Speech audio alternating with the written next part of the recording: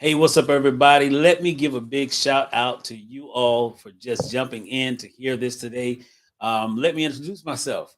I am Thomas Ware. Um, I am a singer, songwriter. I'm also a pastor, a husband, a father. And at the end of the day, I'm taking on you all on this journey with me into gospel music. What is that exactly? I'm going to give you a little bit of insight of what I've experienced so far, and as I go on recording and releasing new records, I'm going to give you insight on the journey and what you can expect as a indie artist or even just the artist that's looking to get signed to a label. What you can expect in this journey. I'll tell you this. I'm not from the gospel arena. I'm from the secular side of things. So I've done a lot of rapping, singing, touring in the secular world with a lot of big artists. And my writing, I've written R&B, um, rap music, gospel music. I'm a writer. So currently, all of my time, all of my gifts, I sacrifice and give to God. So that's all I do now.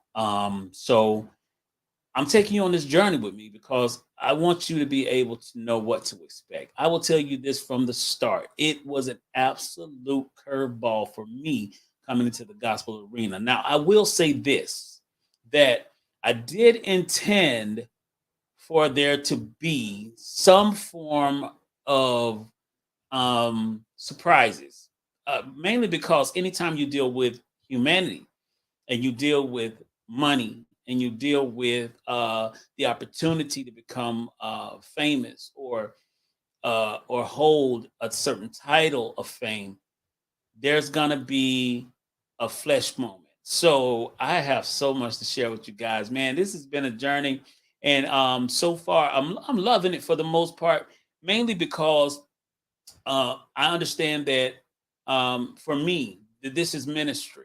Contagious Hope is the name of the movement that I have. It's what God gave me. To explain it a little bit, as you can see right there inside of the corner, you'll see the Indian with the face mask on. Back in 2013, God gave me this logo to run with for what I was about to do.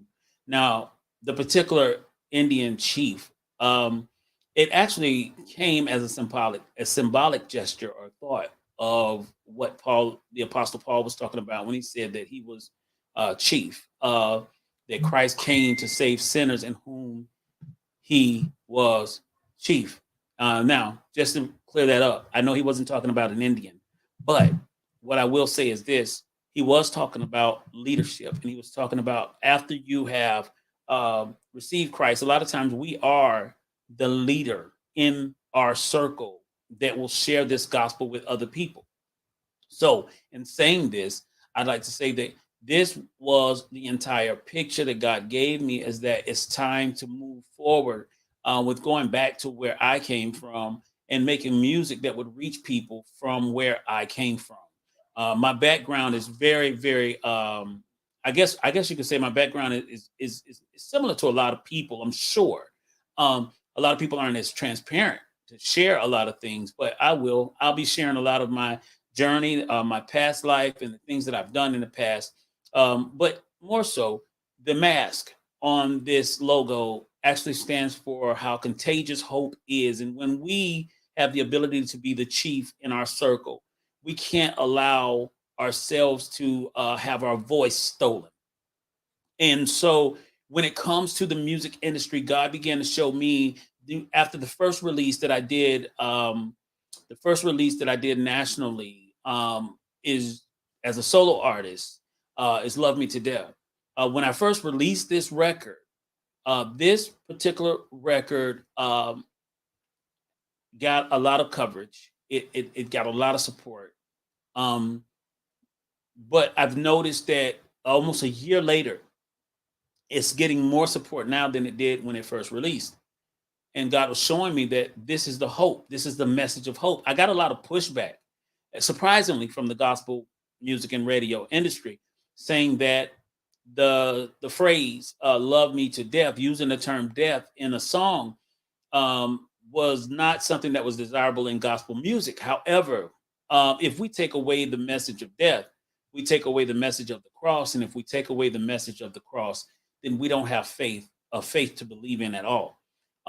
So I want to be very clear that for me, this is not entertainment. It just isn't. I did enough entertainment in the secular world, going into nightclubs, doing the stage thing, going backstage, the dressing room, the whole shebang, groupies, the whole shebang. I've done it. So there's not much that I can be offered, period, in the gospel side of things. When it comes to the gospel side of things, I didn't step foot in this for fame, and I definitely did not step foot in it for money, for the sake of money. And I know it takes money to run business, but at the end of the day, we have to make sure that our actual message and our ministry is not tainted by things that we put before God.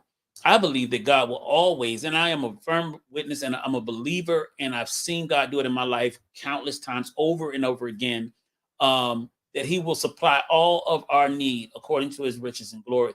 And this is the truth. I tell you now, he does not have a limit to what he can give you.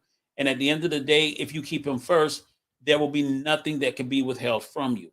So at the end, so what we're speaking on tonight, I just want you guys to know that this is going to be a journey that opens your eyes. I'm going to help a lot of people that are indie artists, and I'm going to help a lot of people that may be on the borderline of the struggle of what you're willing to compromise. Are you willing to compromise how seriously you are taking as a minister of the gospel? Are you willing to compromise, the power that's being presented through your gift for the sake of fame, for the sake of whatever? God really pulled my coattail, and he was like, the way God spoke to me and said, you're not here for competition, and I didn't put you here for competition. That was a wake-up call for me immediately, because when you're trying to build the brand, you can immediately begin to do things to try to get ahead faster and faster. But I don't want you guys to fall for any of these tricks. And I thank God that he had already put a foundation in me that allowed me not to thirst for any type of accolade from man. So I want to share with you guys the journey of Contagious Hope, my journey through gospel music. I'm Thomas Ware once again, and I hope you guys stick around. Come back for the next episode. I'll try to share something every day. I'm going to try to share every day, if not every other day, definitely. I tell you, it's so busy. God is good, expanding in all territories. And I am happy. I am happy that I took the actual route that I took. So I hope you're ready, because I got some good stuff coming, guys. I promise you this. I got some good stuff. That's all I can say. I'm not your average gospel artist, and I don't even want to fit into the average gospel scene. I really don't. I love preaching the gospel, and I love teaching the gospel, and I love singing the gospel, and the translation that God gives it in every way through every person's life. You're not limited. So don't stick to a certain grid or try to be in a certain mold just so that you can be placed in certain platforms. Your gospel, the gospel that God has put inside of you, and the gift that he's given you, is meant for the masses. And sometimes the masses are located in places that are not necessarily the regular church platform. Just as long as you keep your integrity, keep God first, and do not compromise the gospel that's in you. Guys, I'll talk to you soon. Contagious Hope. I want you guys to know it's coming. I love you guys. I hope you guys will stay blessed.